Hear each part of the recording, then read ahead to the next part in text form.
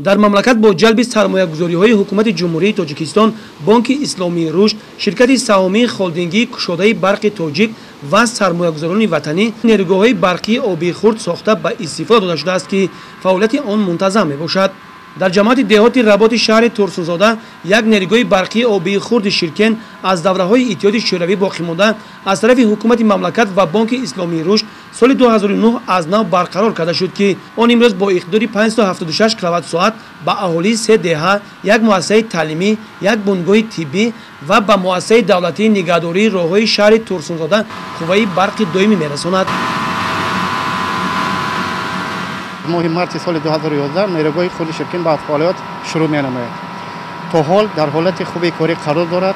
اساساً نیروگاه من همین از دههای گرد اطراف نیروگاه من دههای اسقاب شرکن من با قوای برق نیروگاه تامین میباشد. شبانه روزی به مسئولیت به یگان محدودیت از اول فعالیت نیروگاه تا حال زیاده از قریب 6 میلیون کیلووات ساعت قوای برق استفاده شده از نیروگاه.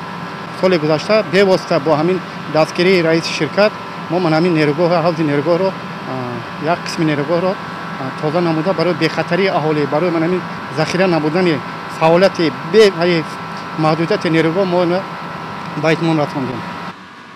шабакаҳои барқи шаҳри Турсунзода баҳри фаъолияти мунтазам ва таъмини бемайлуни барқ ба аҳолии шаҳр, корхонаҳои истеҳсоли он ва иншоотҳои иҷтимоӣ ба мисоли муассисаҳои таълимӣ, боғчаҳои бачагона ва муассисаҳои тандурустӣ бо қувваи барқ корҳои назаррасро ба анҷом расонидааст.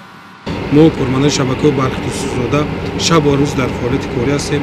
гурӯҳи таъмирӣ ва гурӯҳи фаврии танзимгарӣ дорем, ки аҳолиро бо қувваи барқи доимӣ таъмин менамоем. нерӯгоҳи барқи хуби Ширкен, ки 576 киловатт-соат ки дар ҳудуди ҷамоати Работ мебошад, аҳолӣ дар гирди атрофи аҳолӣ будагӣ аз он қувваи барқи доимӣ мегиранд. шабонарӯз ба қувваи барқи доимӣ таъмин аст, ки мо кормандаи шабакаи барқи Турсунзода ҳамарӯза аз худи роҳбари корхона ва сармуҳандис ва тамоми кормандони шабакаи барқи Турсунзода шабонарӯз дар фаъолияти корӣ ҳастем, дар назорати роҳбари корхона ҳастем, ки аҳолиро бо қувваи барқи хушсифат به یگان صدمات تکنولوژی با قوای برق دائمی تامین می‌کنند.